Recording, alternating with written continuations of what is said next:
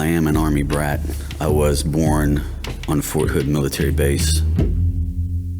My father served 2 tours in Vietnam, and when he got back, he could not adapt to society, and it destroyed his and my mother's marriage. I never really knew much about him. I had stepfathers. I don't consider them to be any kind of role model for me. I have a saying, Youngstown's lullaby is gunfire and sirens, because that's what it was when I grew up. You get used to the guns, you get used to the gunfire. You see the police all the time. If you live in the hood, in the ghetto, low-income housing, you just can't get away from the violence. I encountered my first experience with death when I was 10 years old. One of my friend's sisters was murdered, walking her baby in a stroller, and she was only 17 years old at the time. There's still a lot of senseless violence because of drugs here and gang activity here, but during the early to mid 90s, this was the murder capital of the United States. And, you know, it's nothing compared to how it was then, but there's still a lot of senseless death and crime. And I've lost almost 24 friends to murder, and I've lost even more than that to overdoses. So to say it's any bad or worse, I don't know, but it's bad sometimes.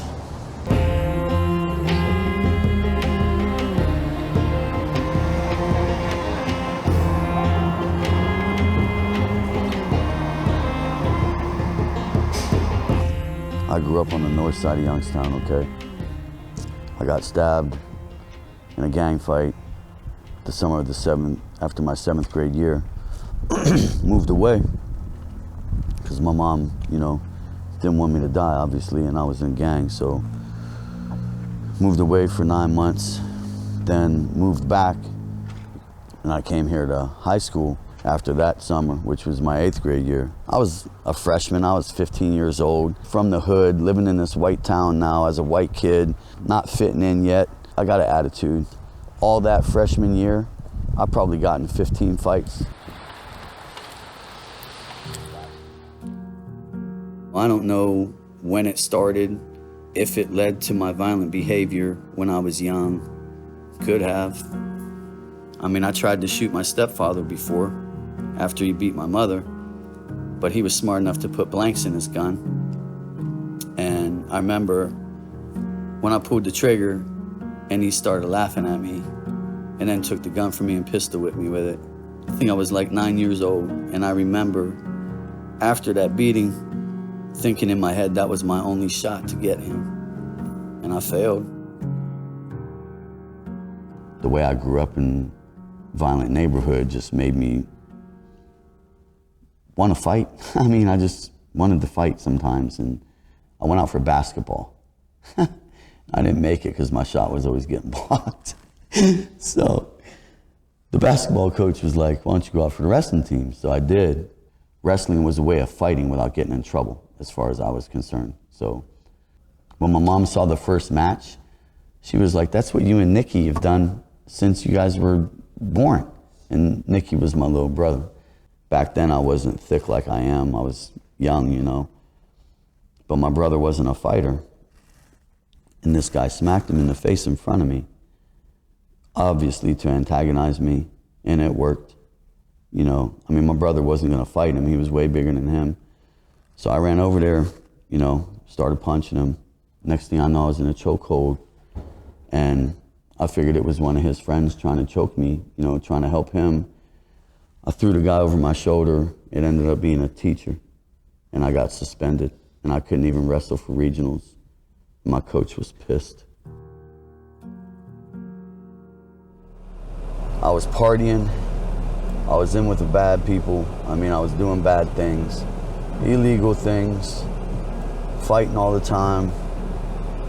And I believed in my heart that if I didn't make some kind of change, like a drastic change, that I was either gonna end up locked up in prison or dead. I couldn't do that to my mother. I wouldn't have been able to live with myself if I did survive, whatever. So The most drastic change that I could think of was going to the military. And I always did want to go anyway. So I stopped partying and I stopped hanging out with that group of people for 3 months. And then I enlisted.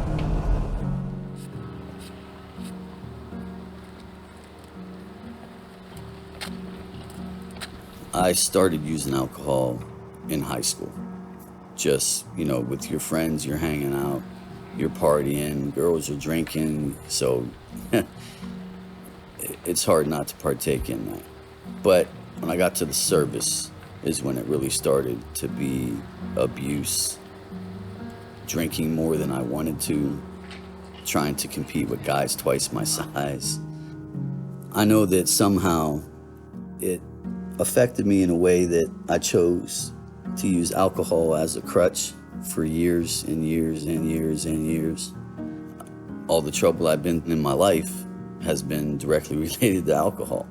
Waking up in a jail cell and not remembering how you got there, I'd have to say that's alcohol abuse. And that's happened to me more than once.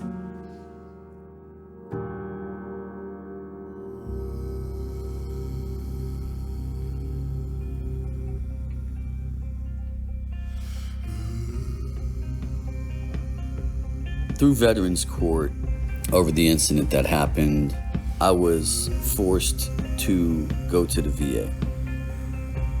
When I did my PTSD evaluations and I had 2 different meetings with the doctor, in her opinion, I had PTSD pre-service based on child abuse and the violent community that I grew up in and having to deal with violent death of friends at a young age.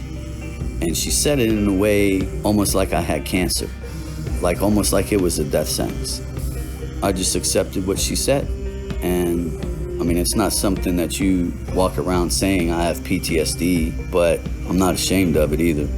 I know the VA gets a lot of negative press, but for me personally, it's been a good experience. I would have never went to the VA on my own for help because my ego would not allow it. I never was willing to ask anybody to help me. I'd rather just struggle. When you're in a special operations group in the military, it's a macho environment. You are not looked at favorably if you show weakness. And going to the VA and asking for help is showing weakness. But in the end, it ended up being a show of strength for me because it helped me basically change my life. The only thing I would add really is the fact that I missed my graduation day. My friend overdosed New Year's Eve and then,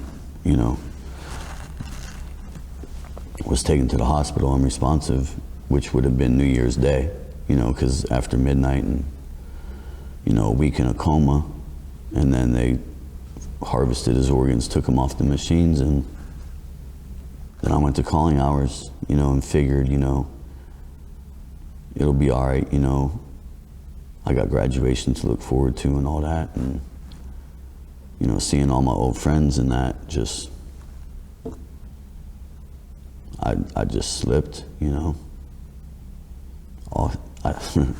did more than slip. I tumbled all the way down the mountain to the bottom, so I remember how it felt in the court the next time I came in. It was somber, it was different. It was more harsh in court than it had been before. Then I got locked up, then I got released, then Judge Mills locked me up again. Then I got put on community service and house arrest, and it was a smack in the face. It was just a cold reality check, and I just had it in my mind. I did it once, I could do it again, and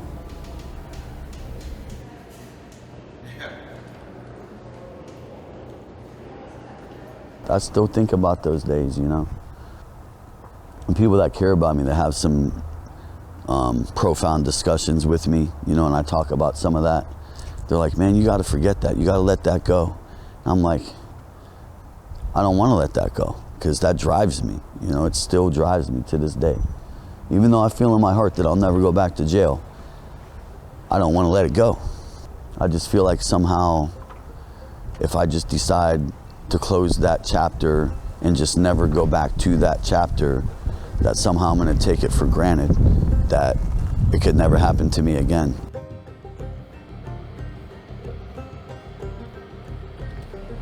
For me today, I know I feel in my heart, I've evolved into a different species of man.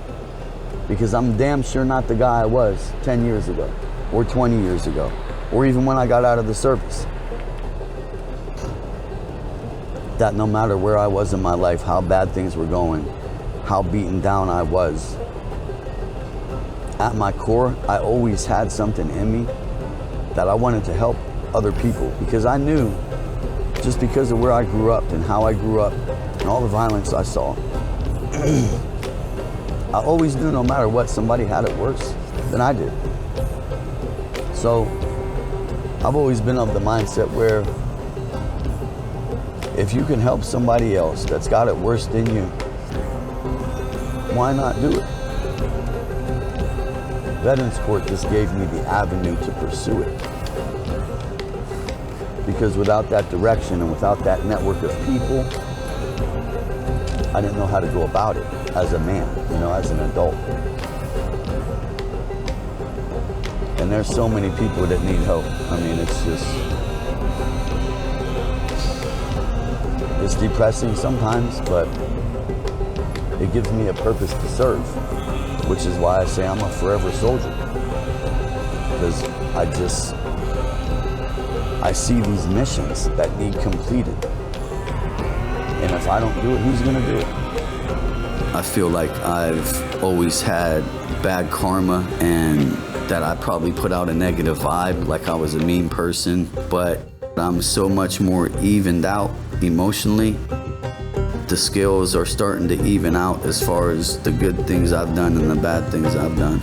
And even when I was going through my darkest times, not being able to help myself because of what I was letting my mind do to me, I still would help other people. I would put myself out.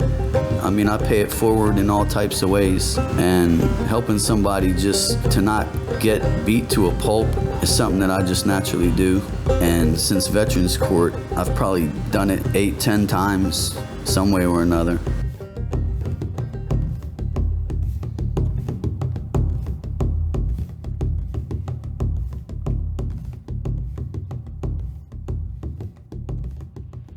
I remember significantly after I saved that woman in Dayton, she was in the ambulance and I could still hear her screaming.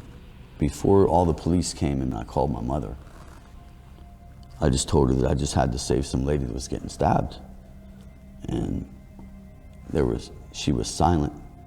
And anytime I've told that story or spoken about domestic violence, I always tell people that seeing what my mother went through as a child is why I can't pause and I can't make a decision. If I see that happen, I can't think. I just react. My mom is everything to me. That's the woman I love most. And without her, I wouldn't be anything. Didn't matter what I was going through. She just always would just tell me she loved me and just, she's proud of me. And, if I was feeling down that day and I was, telling her like I wasn't feeling good mentally or whatever, she would bring up something from my past that I had done that was good and remind me, like, remember this, you're better than what you're doing right now. You're better than how you're feeling right now. Maybe that's why I'm so hard-headed, because she just would not give up. She would never say the words, "You're a failure."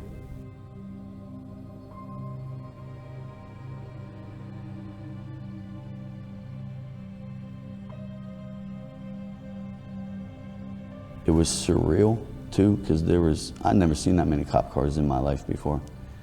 And I've been in some situations where there's a lot of cops around. Before I gave my statement, first thing the guy asked me was, that he saw when he came up, me talking to somebody and embracing him, and he asked me what that was, who that was. And I said, that was that woman's son. And he came up to me and hugged me and said, thank you for saving my mom. That says it all about my mom, because I damn sure would hope that if my mom was getting assaulted, somebody would help her. That's all.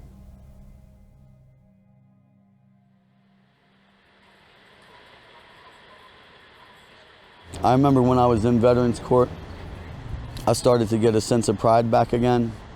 And as I would drive around certain places and I'd see the flag, I would salute the flag. And people in traffic would look at me weird. And I would just nod at them, smile, you know.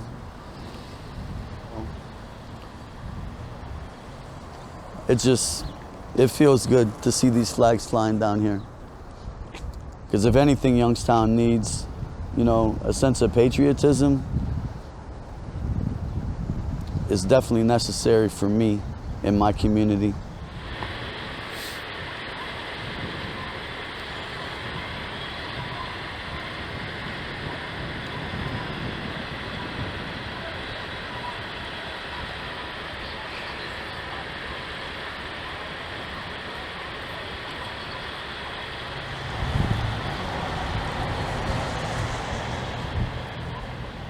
This is the felony courthouse, common pleas courthouse. This is where I'm a mentor for Judge Diapolito, Veterans Honor Court.